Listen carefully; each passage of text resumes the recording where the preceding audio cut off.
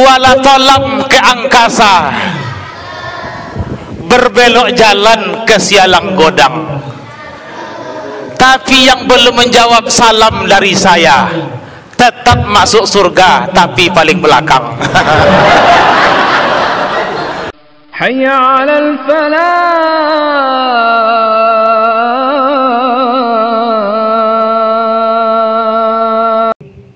Assalamualaikum warahmatullahi wabarakatuh.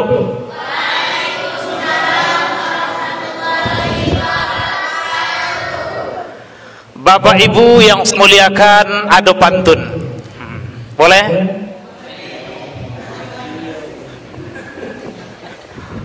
Kuala Tolam ke angkasa, lurus jalan ke Lubuk Keraji.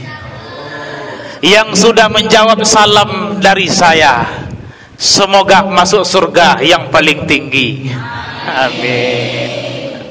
Tapi masih ada pantun. Yang kedua, Kuala Tolam ke angkasa, berbelok jalan ke sialang godang. Tapi yang belum menjawab salam dari saya tetap masuk surga, tapi paling belakang. Amin. Bapak Ibu para jamaah yang saya muliakan, pertama sama-sama kita mengucapkan alhamdulillahirabbil alamin. Segala puji dan syukur sama-sama kita sampaikan kepada Allah Subhanahu wa taala. Alhamdulillah, pada siang menuju sore atau petang ini kita bisa berkumpul di masjid yang kita cintai ini dalam perkumpulan atau majelis. Mudah-mudahan perkumpulan kita ini diridhoi oleh Allah Subhanahu wa taala, terhitung sebagai amal ibadah. Dan bagi kita yang setelah keluar dari masjid ini, yang tak kalah pentingnya diampunkan segala dosa dan kesalahan kita. Amin ya rabbal alamin. Kemudian selanjutnya salawat dan salam tiada lupa dan bosan. Allahumma salli wa sallim wa barik ala Muhammad wa ala ali sayyidina sallallahu ala Muhammad sallallahu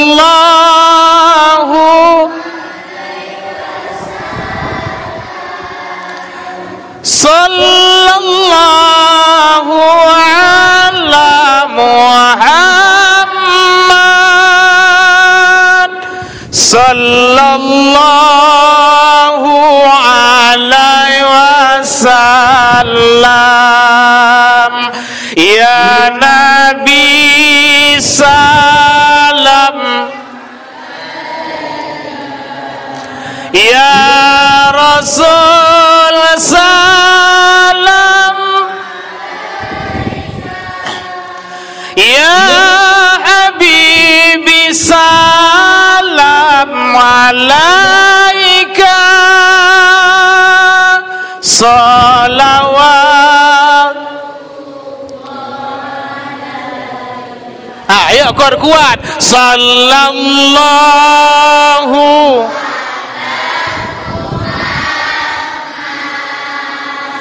sallallahu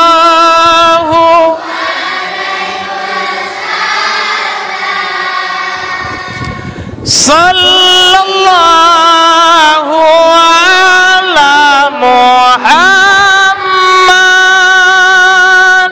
sallallahu.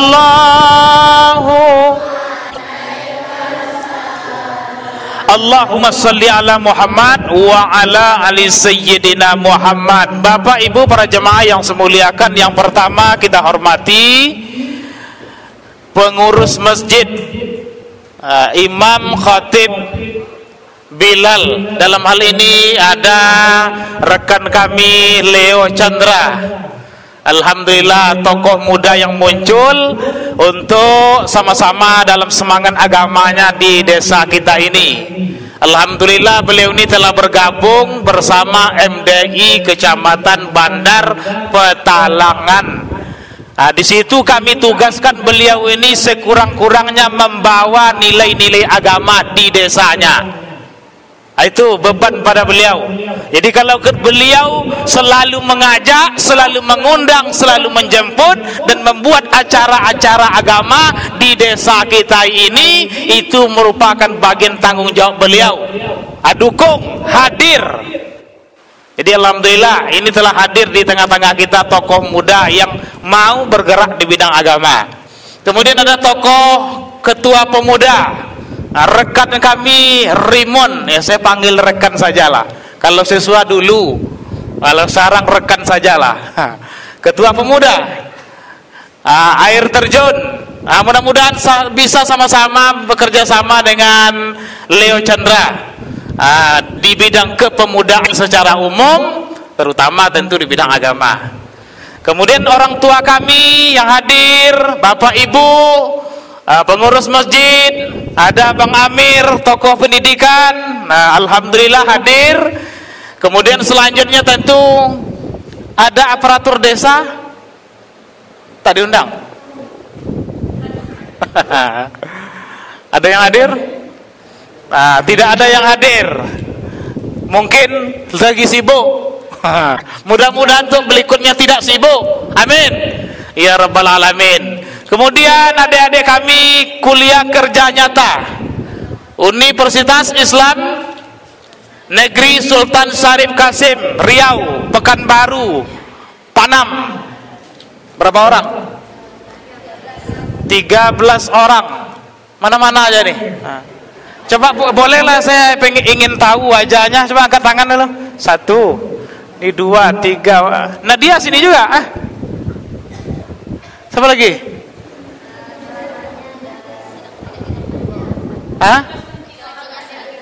Sentak di luar. Ada lagi ya? Dari mana aja nih? Dari Kampar? Ada? Pekanbaru? Pelalawan? Yang jauh dari mana? Kepulauan Riau? Dumai? Ada, dekat-dekat sini aja. Alhamdulillah, mudah-mudahan betah di desa air terjun.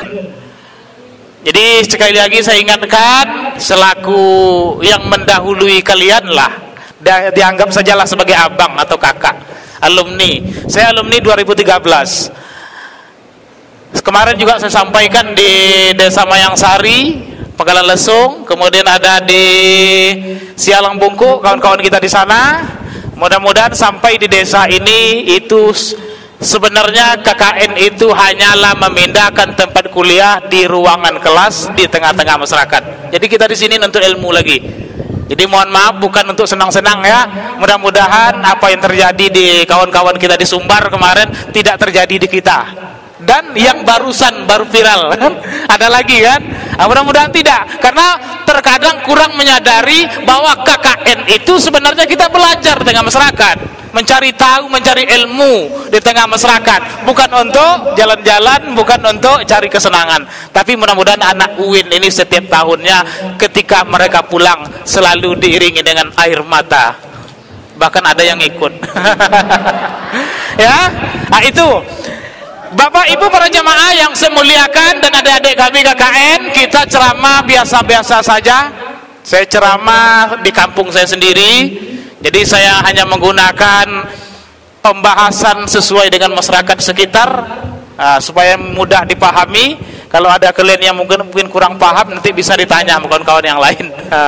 Jadi kita sesuaikan saja. Jadi Bapak Ibu yang saya muliakan, kita tidak lama-lama, jam 3 lebih kurang kita selesai, Bapak Ibu ya. Ini saya tengok untuk warga kita, ini Bang Leo, ini sangat kurang sekali. Diundang atau bagaimana ini? Lihat WA aja, tidak ada undangan resmi. Kemarin saya ngisi ramai ketika 1 tahun yang lalu. Hari ini hanya anak-anak lomba dan KKN, ibu-ibu hanya beberapa orang dan termasuk bapak-bapak ya. Tapi tidak mengurangi semangat kita dalam menyemarakkan tahun baru Islam. Pada intinya itu telah disampaikan tadi oleh Ustadz Leo. Islam itulah yang sama-sama kita berikan kepada generasi muda kita.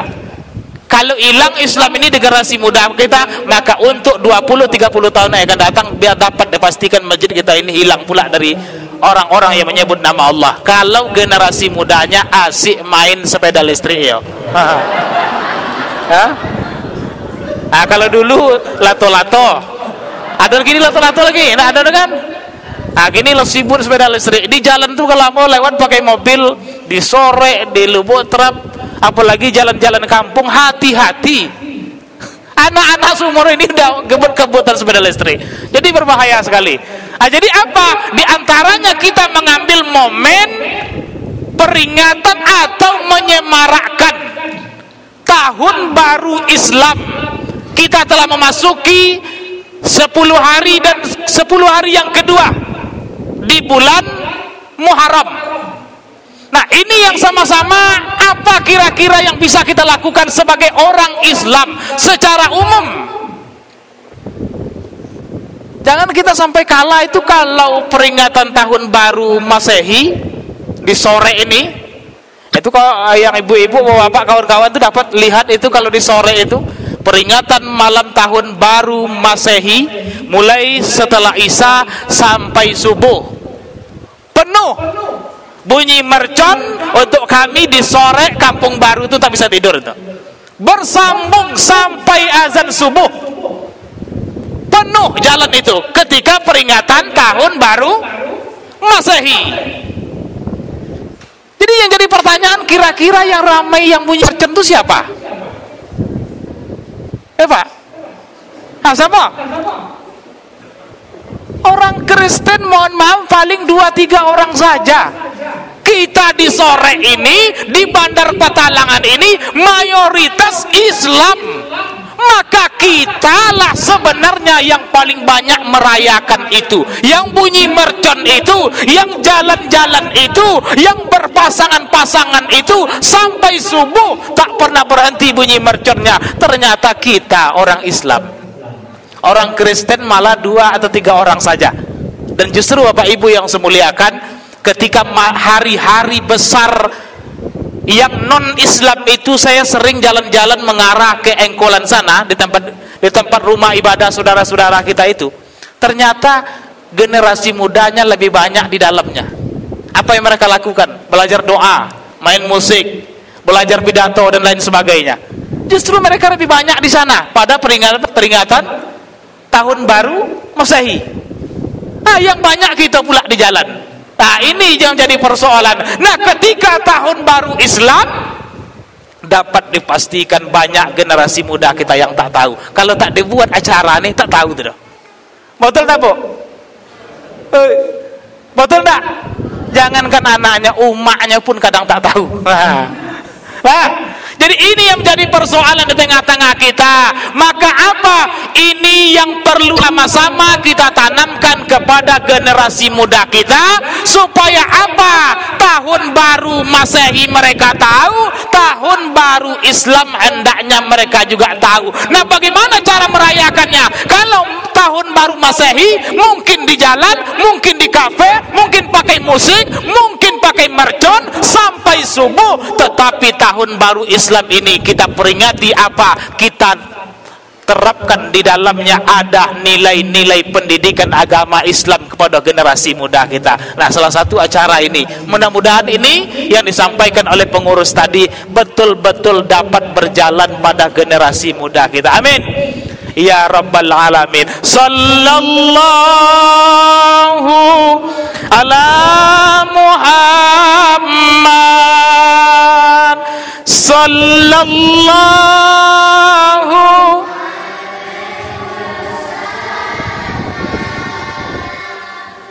sallallahu ala Muhammad, sallallahu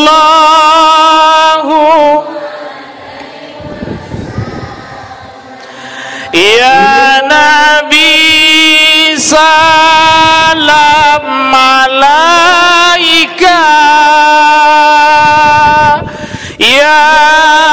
Rasul.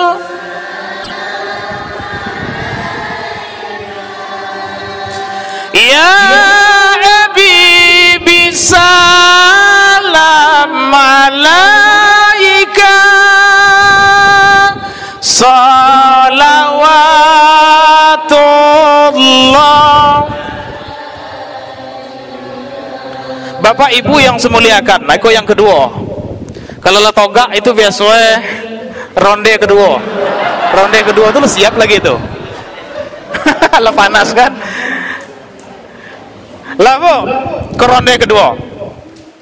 Bapak Ibu para jamaah yang saya muliakan, kalau duduk tadi biasanya mau tak puwe dah. Kalau tua-tua kok pinggang sakit kan. Bapak Ibu yang saya muliakan, lalu secara umum apa yang bisa kita lakukan semestinya sebagai orang Islam dalam terjadinya pergantian antar tahun, antar waktu di tengah-tengah kehidupan kita? Oh Bu, oi, ngantuk.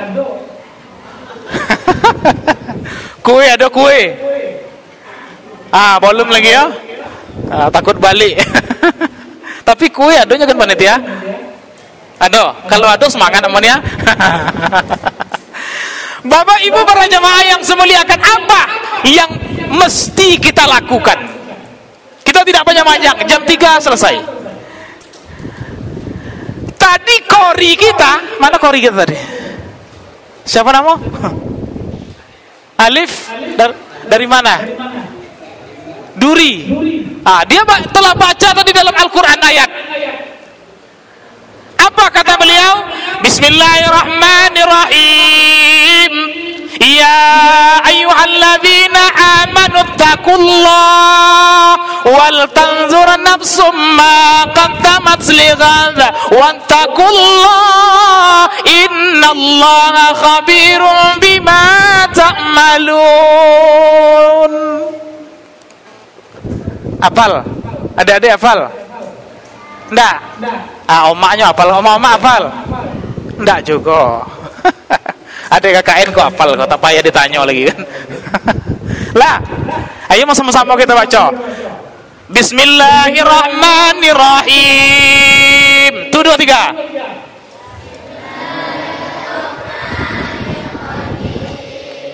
Kurang nyaring. Bismillahirrahmanirrahim.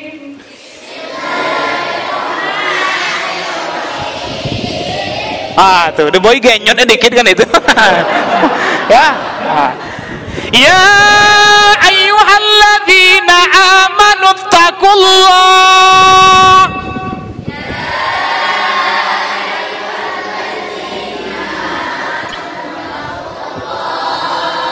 wal tanzur nafsum ma qaddamat lighad.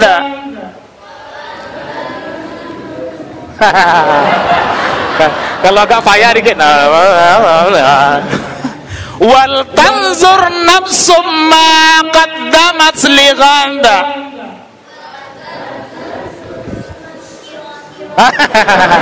Lah macam kan?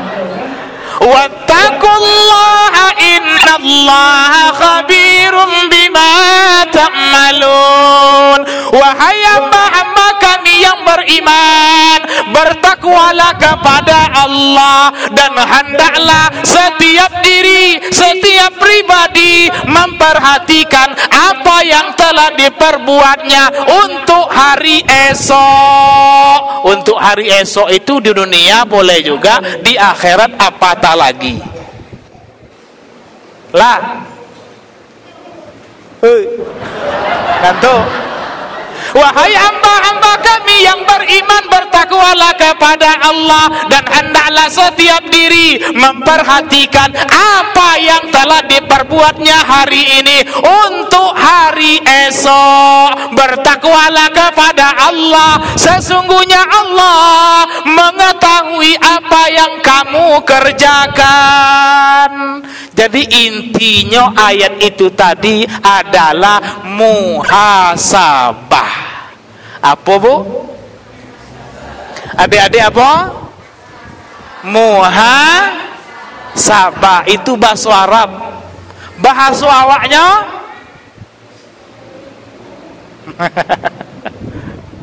bahasa Inggrisnya lah. Ada dek kami KKN bahasa Inggrisnya apa muhasabah tuh? Bahasa Indonesia yang telah diambil dalam bahasa Inggris. Introspeksi diri. Bahasa awak di sikonya? Apa bu bahasa awak siko? Paling sonang bacomin. Tengok aja wajah awak tuh. Maksudnya apa bacomin tadi? Tengok wajah kita tuh, amati sudah elok wajah belum? Berapa umur kira-kira? Kalau dahulu umur 17 tahun dicominan sodok mata memandangnya. Kini 50 tahun sodok tak mata nengoknya lagi.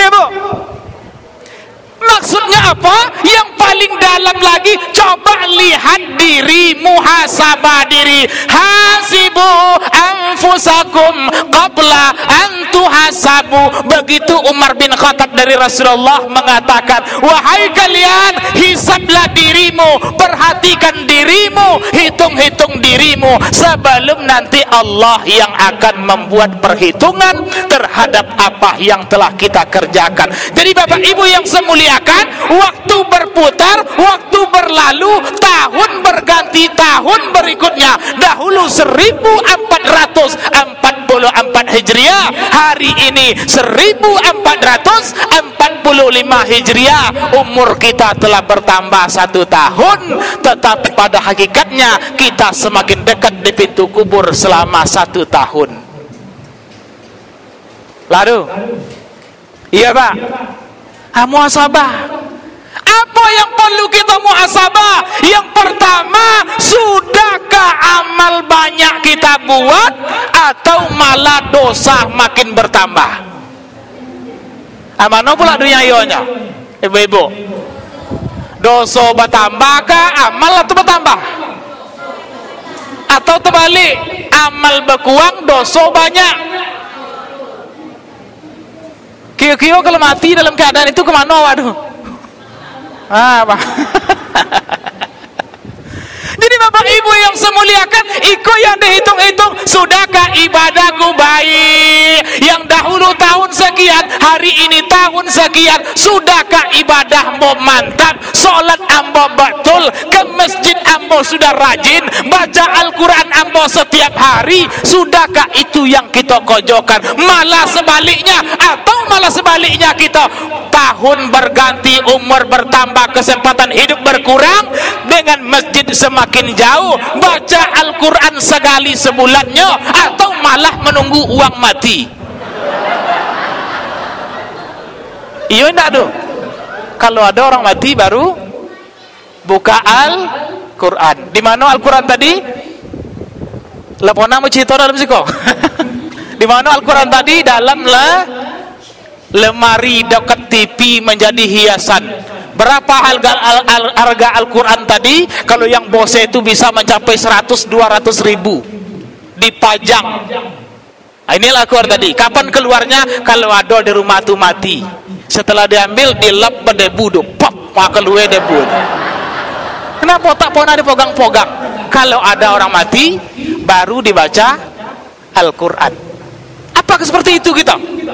Nah, Bapak Ibu yang semuliakan, sudahkah ibadah kita mantap? Sudahkah sholat kita mantap? Sudahkah ke masjid kita mau? Kalau belum lagi yang seperti demikian, ke masjid masih jarang, baca Al-Quran masih jauh, sholatnya bolong-bolong, hanya mengajar dunia semata-mata, kepada agama tak mau tertarik hatinya, sementara umurnya makin hari makin habis. Maka iko yang perlu sama-sama muhasabah. Iya tak? Iko dulu terongnya kuat kan? Itu tujuan tadi itu. Itu supaya apa? Supaya kita mau kepada agama iko. Apa kata Allah Subhanahu wa taala? Fa idza jaa ajaluhum la yastakhiruna sa'atan wa la qadimun. Apabila telah datang masa ajal bagi seseorang itu tak bisa ditunda, tidak bisa dimajukan. Yang punya telah datang menjemput, bak belayar telah sampai ke pulau, berjalan telah sampai ke tujuan. Yang punya telah datang menjemput, mau tak mau berangkatlah diri dengan segala amal perbuatan. Maka ada istilah ajal datang tidak pernah membawa pesan. Ajal datang secara tiba-tiba. Lah, kian baru di bagian, kita sekojap lagi ya. Tunggu dulu. Kita kojap lagi. Lah Bapak Ibu, jadi apa? Iko yang perlu muhasabah. Hidup amo sudah berlalu. Dahulu tahun sekian, hari ini tahun sekian. Sudahkah amal kita baik? Yang tua muhasabah, yang muda muhasabah, yang anak-anak pun muhasabah. Karena apa? Tadi dikatakan ajal datang tidak pernah membawa pesan. Dia datang pada tempat, pada waktu, pada keadaan yang tak pernah kita sangka-sangka dan kita persiapkan. Bu, apa nama? Ajal itu datang pada tempat, pada waktu, pada keadaan yang tak pernah kita sangka-sangka dan kita inginkan. Itu yang ada ajal tuh. Tak pernah kita berpikir. Ibu, bu, pona poning sakit kepala, balik dari Menaki, ada yang Menaki sih kau? Mana tahu kantor semua kan? Menaki tahu? Tanya pada Mang Rimon nanti kan. Menderes karet. Rata-rata orang sini itu Naki dan sawit. Lagunya dong. Boy nanti. Jadi Bapak Ibu yang saya muliakan, ini saya tanya kepada bapak nyesikit bapak-bapaknya, bapak, ibu, itu saja. Lebih kok muda-muda lah kok kan. Jadi apa? Pulang kita dari Menaki, mendodos, pernah sakit kepala? Pernah. Ketika sampai di rumah Bapak Ibu, ini yang muda-muda juga sampai ke rumah, sakit kepala, yang terpikir oleh kita apa? Sakit kepala, kalau supaya hilang, ubat, cari ubat. Atau yang terpikir oleh kita, karena kita sering sakit kepala, oh iko biasanya kono panas, tadi belum makan, belum merokok, kalau gitu cari obat. Akhirnya sembuh. Besok pulang Menaki, datang lagi sakit kepala. Langsung terpikir oleh kita, ini kena panas, tadi belum sempat sarapan, atau bagi yang tadi rokok belum merokok, cari obatnya. Sembuh. Sering berulang seperti itu. Pada suatu ketika Bapak Ibu pulang Menaki sakit kepala, juga pikiran kita seperti itu. Sakit kepala, mungkin tadi kena panas, belum berobat, padahal sakit kepala itu tanda kematian akan segera datang. Yang terpikir oleh kita apa? Lu amor sering juga sakit kepala kan itu. Balik Menaki sakit kepala, cari obatlah, nanti sembuh sendiri. Kita itu dalam pikiran kita selalu berpikir hidup, sakit ini akan sembuh, akan hilang, cari obat. Tidak pernah kita terpikir apa yang datang itu sebagai tanda kematian kita beberapa jam yang akan datang. Kenapa? Karena tak pernah terpikirkan oleh kita kalau kematian itu akan datang. Kenapa? Dunia yang selalu kita pikirkan. Nah, itu nanti akan datang kepada semua kita yang ada dalam masjid ini. Apa sakit kita? Tiba-tiba sakit perut, iko salah makan, cari obat. Besok sakit perut lagi, iko tadi makan pedas. Besok lagi sakit perut lagi, tadi entah apa-apa ada yang basi itu makan. Di antara yang sakit itu nanti sakit perut, begitu juga pemikiran kita akan sama pemikiran. Padahal sakit perut yang terakhir itu adalah sebagai tanda kematian kita. Tapi kita tidak pernah berpikir di sana. Nah, oleh sebab itu apa? Kematian akan datang pada tempat, pada waktu, pada masa yang tak pernah terpikirkan oleh kita. Maka ketika dia datang, orang yang paling terkejut, dulu pernah saya sampaikan, siapa orang yang paling kaget, siapa orang yang paling terkejut ketika kematian itu datang kepada kita? Bukan orang lain, bukan bapaknya, bukan anaknya, bukan suaminya, bukan istrinya. Yang paling terkejut ketika kematian itu datang adalah diri kita sendiri. Kenapa? Kita tidak pernah berpikir. Ada warga kita meninggal dunia tabrakan, kaget. Oh, itu kan kawan nambok pagi tadi masih jumpa. Suaminya, astagfirullahaladzim, istri saya, kaget dia. Ayahnya, anakmu, kaget. Siapa lagi? Tetangga, rekan kerja, kawan sekolah, kawan kuliah meninggal, kaget kita. Ya benar. Siapa yang paling kaget sebenarnya? Yang meninggal itu sendiri. Tiba-tiba, wahai Allah, tiba-tiba maut datang, malaikat maut menghampiri dia. Baru dia sadar, oh masa hamba udah mati, padahal hamba pengen, masih ada janji. Hamba kan masih KKN, mau pulang lagi Pekanbaru, tapi kok mati di sini? Kaget kita, tak mau terima, berontak kita. Itu contoh. Hah? Kaget kita. Itu bagi yang KKN, dia ada kebun. Ketika mendodos tiba-tiba jatuh alat pemotongnya mengenai badan kita. Pada saat itu datang malaikat maut, wah ya Allah, hamba kan masih di kebun, ingin pulang, belum saatnya lagi. Allah, kaget kita, berontak kita, tak mau kita. Tapi apa kata malaikat maut? Sekarang juga tak perlu kau pulang ke rumah, tak perlu kau bertemu istrimu, tak perlu kau bertemu anakmu. Kalau sudah datang ajal, maka pada saat ini juga berakhir. Kaget kita. Kenapa? Karena kita tidak pernah menyangka kalau pergi mendodos itu, maut kita telah datang pada saat itu. Nah, oleh sebab itu apa? Persiapkan itu sebelum kita mencobanya. Ini yang disebut dengan muhasabah diri. Muhasabah diri, introspeksi diri, hitung-hitung diri. Sudah berapa banyak amal yang kita perbuat? Sudah berapa banyak dosa yang belum kita tutupi? Sudah berapa banyak hidup ini yang telah kita habiskan, dan kira-kira berapa umur yang tersisa? Inilah orang Islam itu senantiasa introspeksi dirinya supaya mereka beruntung. Karena kata Nabi, sebaik-baik orang beriman atau orang beriman yang dianggap pintar dan cerdas itu adalah mereka yang paling banyak mengingat kematian.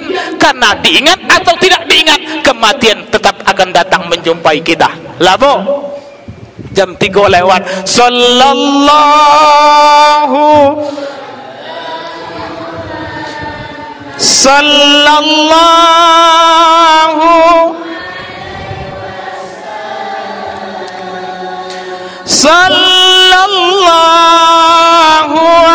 ala Muhammad